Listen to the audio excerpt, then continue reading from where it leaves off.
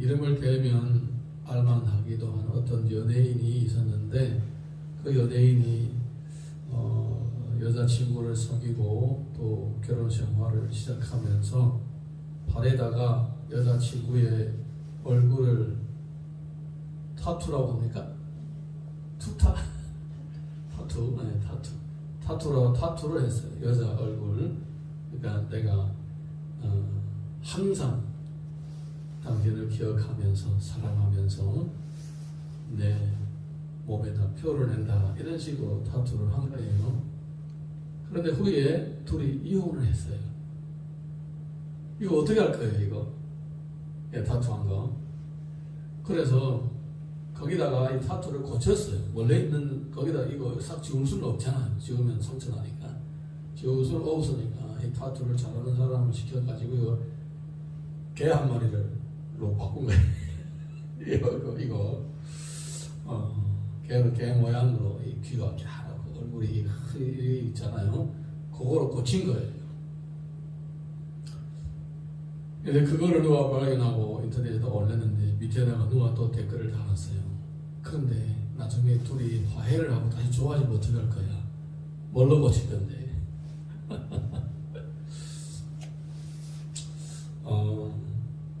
내가 입는 옷, 내가 뭐 끼고 다니는 반지라든가 아니면 액세서리, 그냥 무의미한 것도 있고 또 어떤 것들은 깊은 의미가 담겨있는 것들도 있습니다. 이게 무의미한 거는 상관이 없어요. 무의미한 거는 상관이 없는데 이 의미 있는 거는 달라요.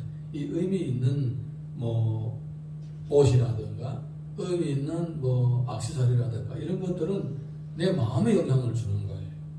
내 마음에 영향을 주는 거예요. 이런 것들은 생활할 때마다 나의 마음에 영향을 주고 사실은 그것이 좀 연장선으로 볼 때에 나의 삶에도 영향을 주는 거예요.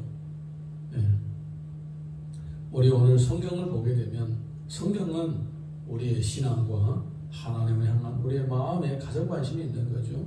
오늘 우리 성경을 보게 되면 이 하나님께서 이스라엘 백성들하고 이 말씀을 하실 때에 이 액세서리, 장신구 이런 것에 관한 말씀이 있습니다. 왜 그랬을까? 우리 성경을 읽으면서 또 오늘날 우리에게 주어진 교훈이 무엇인지 찾아보도록 하겠습니다. 1절에서 3절 보겠습니다. 1절에서 3절 시작.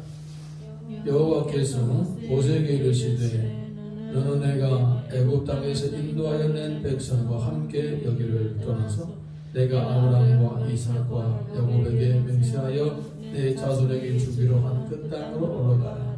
내가 사자를 본 너보다 앞서 보내어 가나안 사람과 아모리 사람과 헷 사람과 브리스 사람과 히위 사람과 여부스 사람을 쫓아내고 너희를 적과 꿀이 흐르는 땅에서 이르게 하려니와 나는 너희와 함께 올라가지 아니하니 너희는 복이 고든 백성인즉 내가 길에서 너를 진멸할까 하시니라. 아멘. 하나님께서 뭐라고 말씀하시냐면 내가 사자를 앞서 보내겠다. 그러니까 너는 이스라엘 백성들을 데리고 아브라함과 이삭과 야곱에게 약속한 땅으로 가라. 왜냐? 왜 나는 안 가겠느냐? 내가 너희와 한시라도 함께 있으면 너희들을 진멸할 수가 있다. 그러니까 하나님은 현재의 이 우상 숭배를 했던 이 이스라엘 백성들을 보는데 보기만 해도 꼴보기 싫다 이 말이에요. 보기만 해도 꼴보기 싫다. 그런데 아브라함과 이삭과 야곱과의 약속이 있어서 당장 진멸할 수는 없다 이거예요. 당장 진멸할 수 없다. 그런데 그럼에도 불구하고 하나님이시니까 약속을 하셨으니까 약속을 지켜야 되니까 한시라도 같이 함께 있을 수가 없으니까 어떻게 해야 되겠느냐? 사자를 보내겠다.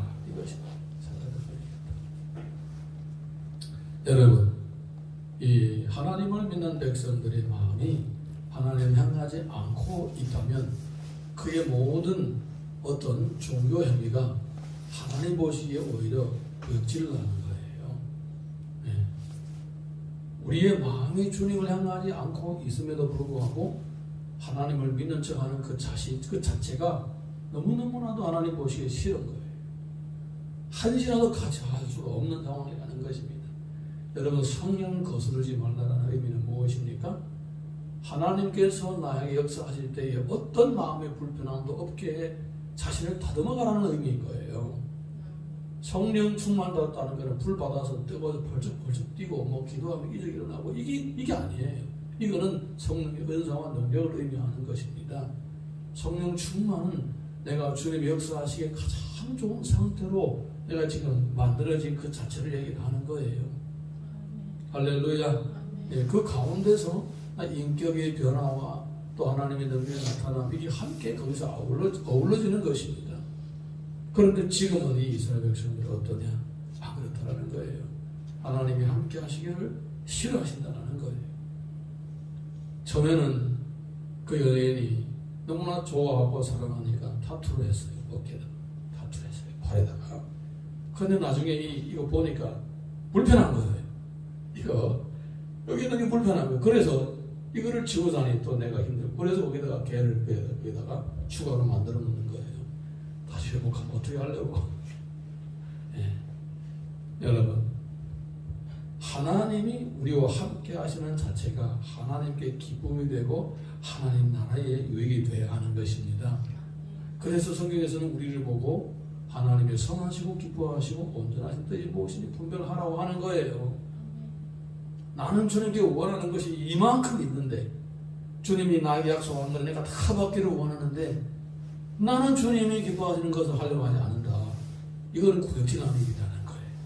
예, 이거는 정말로 보기만 해도 토라다. 하나님은 이런 마음 상태를 가지고 신앙생활을 하는 사람에게는 한시라도 같이 보고 싶지 않다라는 거예요. 한시라도. 뭐 그럼에도 불구하고 어쩔 수 없이 하나님은 은혜를 주시는 것은 무엇입니까? 약속 때문에. 이렇게 하나님의 마음을 불편하게 하면서까지 신앙생활을 해야 되겠느냐 그 말입니다. 하나님은 어쩔 수 없이 불편해서 정말로 버리고 싶음에도 불구하고 함께 하도록 그렇게 내가 그렇게 꼴 보기 싫은 신앙생활을 해야 될 것인가? 아니면 처음부터 하나님의 뜻을 분별하면서 정말로 목이 마른 사람에게 냉수 한 그릇을 주어가지고 시원하게 하는 것처럼 하나님의 마음을 시원하게 하면서 신앙생활을 할 것인가? 어떻게 했으면 좋겠습니까? 여러분, 전자 여러분의 소망입니까? 후자 여러분의 소망입니까? 대답을 생각하시느라고 시간이 많이 걸립니까? 예. 우리의 신앙생활이 하나님의 마음을 시원하게 해드리고 또 나의 삶에도 모든 영역에 주님의 손길이 기쁜 마음으로 우리들에게 은혜를 주시는 그 손길이 곳곳에서 나타날 수 있기를 예수님 이름으로 축복합니다. 4절에서 6절 보겠습니다. 4절에서 6절 함께 읽습니다. 시작. 백성이 이 준엄한 말씀을 듣고 슬퍼하여 한 사람도 자기의 몸을 단장하지 않으니 여호와께서 모세에게 이르시기를 이스라엘 자손을 기르라. 너희는 목이 곧은 백성이니 내가 한순간이라도 너희 가운데 이르면 너희를 진멸하리니 너희는 장신구를 떼어내라. 그래야는 내가 너희에게 어떻게 할 것인지 정하노라 하셨습니다. 이스라엘 자손이 호렙산에서부터 그들의 장신구를 떼어내니라. 여러분이 장신구 뭐겠습니까? 몸을 장식하는 거죠. 뭐 액세서리라든가 몸에 달고 다니는 것이라든가 이런 거예요. 이런 것들 어디서 생겼겠습니까? 자기들 돈 벌어서 샀을까요? 뭐 처음에는 요셉이 총리할 때는 이스라엘 백성들이 생활이 괜찮았죠. 그리고 요셉을 기억하는 왕들이 있었을 때만 해도 괜찮았죠. 그런데 요셉을 싫어하는 왕이 나면서부터 이스라엘 백성들은 고통 가운데서 살았습니다. 그들은 노예 생활을 했던 거예요. 무슨 소유가 있겠습니까? 그런데 이제 그들의 애굽에서 나올 때에 하나님께서 그들에게 명령했습니다. 너희는 애굽 사람에게 금, 은, 회물을 달라고 해라. 그들이 줄 것이다. 그랬습니다. 이 신기한 게 아닙니까? 노예 생활을 하는 사람이 어느 날에 간다고 당신이 이거 나눠줘. 당신이 이거 나눠줘. 이 팔찌, 저 모공 팔찌, 이 호로차니 금패 이거 나눠줘. 그러면 주겠어요? 우리 집에 와서 아르바이트 하던 사람이 나보고 달라고 해. 주겠어요? 안 주죠. 근데 애국 사람은 준다는 거예요. 왜냐? 10가지 재앙을 통해서 이 사람들을 거역하면 더 큰 재앙이 또 임할 수가 있다라는 그런 두려움이 생긴 거예요. 그래서 이스라엘 백성들이 손 내미는 대로 다 주는 거예요. 그래서 장신구들을 줘. 애국 사람들이 귀걸이, 코걸이, 팔목, 팔찌, 발찌 하여튼 몸에 있는 거 금은 보물 다 주는 거예요. 다 주는 거예요. 이 사람들이 가져오는 거예요. 자, 그런데 이 장신구가 문제인 거예요. 이 장신구가 의미가 있는 것이 있고 의미가 없는 것이 있다고 했습니다. 그런데 옛날의 고대인들은 장신구는 다 의미가 있습니다. 자기들은 가장 귀한 것을 자기 믿는 신에게 드린다라는 증거로 가장 귀한 금은 보석으로 자기들의 신앙이 담긴 어떤 형체를 만들어가지고 몸에 달고 다니는 거예요. 타투하는 것처럼. 결혼 반지나 약혼 반지 끼고 다니는 것처럼. 몸에 지니고 다니는 거예요. 자기가 믿는 신을 수시로 생각하도록 코걸이, 귀걸이, 발찌 다 갖고 다니는 거예요. 그러니까 이 사람들이 애국에서 달라고 했던 그 장신구들에는 그 사람들이 믿고 있는 그 신앙의 의미가 담겨 있는 거예요. 네, 담겨 있는 거예요. 그거 늘 달고 다니는 거예요. 자기들은. 그리고 모세가 산에 올라갔을 때 아론 보고 우리를 위해서 우리 인도할 신을 만들려고 하니까 모세가 아론이 제일 먼저 하는 얘기가 뭡니까? 너희들이 가지고 있는 금은 뱀으로 내놔라고 하는 거예요. 금을 내놔라. 그래 내놨어요. 그래서 그걸 가지고 불에다가 녹여가지고 황소를 만든 거예요. 다 내놓지 않은 거예요. 조금만 내놓은 거예요. 아직 많이 있어요. 많이 있어요. 그래서 하나님께서 내가 너희들과 함께하지 않겠다. 한이라도 내가 너희와 함께 있으면 너희들 다쳐줄 것 같아. 꼴보기 싫다 이런 거예요. 그러니까 하나님 뭡니까?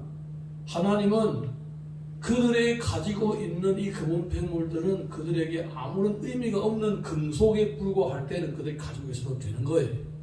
그런데 실상은 그들이 그렇지 않았던 거예요. 그들이 애국에서 나올 때 이 금은 폐물을 받아왔는데 이제는 그 금은 폐물을 가지고 있는 그 의미를 자기들이 묵상하고 있다라는 거예요.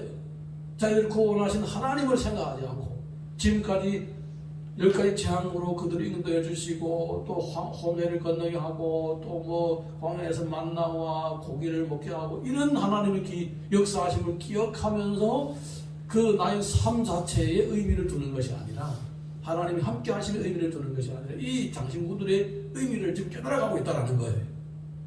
이게 문제라는 거예요. 예. 세속화되고 다른 종교를 따라가고 있었다는 거예요. 그래서 그들이 아마 깨우치던 것 같아요. 그래서 우리 몸에 장신구를 달지 말자라는 거예요. 그래서 하나님께서 그때부터 말씀하십니다. 이제부터 계속 하지 말라. 계속 하지 말라. 여러분 신앙생활이라는 것은요. 내 삶의 영역 가운데서 하나님을 완각하게 하고 세속에 빠질 만하게 하는 모든 것들을 제거해 나가는 과정인 거예요. 이런 것들을 많이 제거해내고 하나님이 함께 하심을 수시로 생각나게 하는 그런 것들로 내 삶에 가서 채워가는 거예요. 그래서 하나님께서 심지어 뭐라고 말씀하시느냐, 너희는 하나님의 법도와 명령과 규례를 기록해라는 겁니다. 어디다 기록해라? 문에다가, 그리고 손목에다가 차고 이마에도 가지고 다녀야 되는 거예요. 그러니까 어디 가든지 눈길이 닿는 곳마다, 손길이 닿는 곳마다 다 하나님의 말씀, 규례와 법도 이런 것들이 다 닿도록 그렇게 해라는 것입니다. 수시로 하나님이 나와 함께 하신다는 이 의미를 생각할 수 있을 정도로 해라는 거예요. 할렐루야. 네. 이 장신구라는 의미는 그런 의미가 있었던 거예요. 종교적인 의미가 있었기 때문에 하나님은 그들의 몸에 지는 그 모습을 보면서 싫어했던 거예요. 그래서 그들이 그를 버리겠다고 하니까 그래 좋다. 이거는 잘한 거다. 다시는 하지 말라. 이렇게 명령을 하시는 것입니다. 그 말은 무슨 말입니까? 하나님이 함께 하시도록 자기의 삶을 만들어 가라는 거예요. 그 모범이 바로 모세인 거예요. 모범이. 7절에서 11절 읽어보겠습니다. 7절에서 11절 시작. 모세가 항상 장막을 취하여 진 밖에 쳐서 진과 멀리 떠나게 하고 회막이라 이르니 여호와를 악모하는 자는 다 진 바깥 회막으로 나아가며 모세가 회막으로 나아갈 때에는 백성이 일어나 자기 장막 문에 서서 모세가 회막에 들어가기까지 바라보며 모세가 회막에 들어갈 때에 구름 기둥이 내려 회막 문에 서며 여호와께서 모세와 말씀하시니 모든 백성이 회막 문에 구름 기둥에 서 있는 것을 보고 다 일어나 각기 장막 문에 서서 예배하며 사람이 자기의 취과 이야기함 같이 여호와께서는 모세와 대면하여 말씀하시며 모세는 진으로 돌아오나 눈에 아들 젊은 수정자 여호수아는 회막을 떠나지 아니하니라. 아멘. 모세는 하나님은 이 진 가운데 함께 하기를 기뻐하지 않으신다는 것을 알고 있었습니다. 그래서 하나님과 만나고 대면하려면 어떻게 해야 되느냐? 진을 멀리 떠나서 거기다가 회막을 치고 거기에서 하나님께 기도를 했다는 것입니다. 거기에서 하나님께 기도를 하는 동안에 구름 기둥이 그 위에 머물러 있었습니다. 그러니까 하나님께서 임재하시고 함께 하셨다는 증거입니다. 신앙생활은 이렇게 하는 것입니다. 신앙생활의 본질은 하나님과 동행하는 데 있습니다. 하나님이 동행하시는 데 불편하게 하는 모든 내 삶의 환경과 내 마음 자세까지 다 다듬어서 하나님 함께 하시기를 기뻐하시도록 진짜 내 친구와 함께 끊김이 없이 그렇게 함께 동행하는 것처럼 하나님과 동행을 해야 되는 것입니다. 오늘 하루도 내가 어떻게 하면 하나님이 나와 함께 하시기 가장 불편함이 없이 하나님 기꺼이 나와 함께 하기를 할 수 있도록 내가 어떻게 해야 되는가 묵상하면서 그 답을 찾아 나가면서 주님과 동행하는 하루가 되시기를 예수님 이름으로 축복합니다. 찬양 하나 부르고 함께 기도하겠습니다.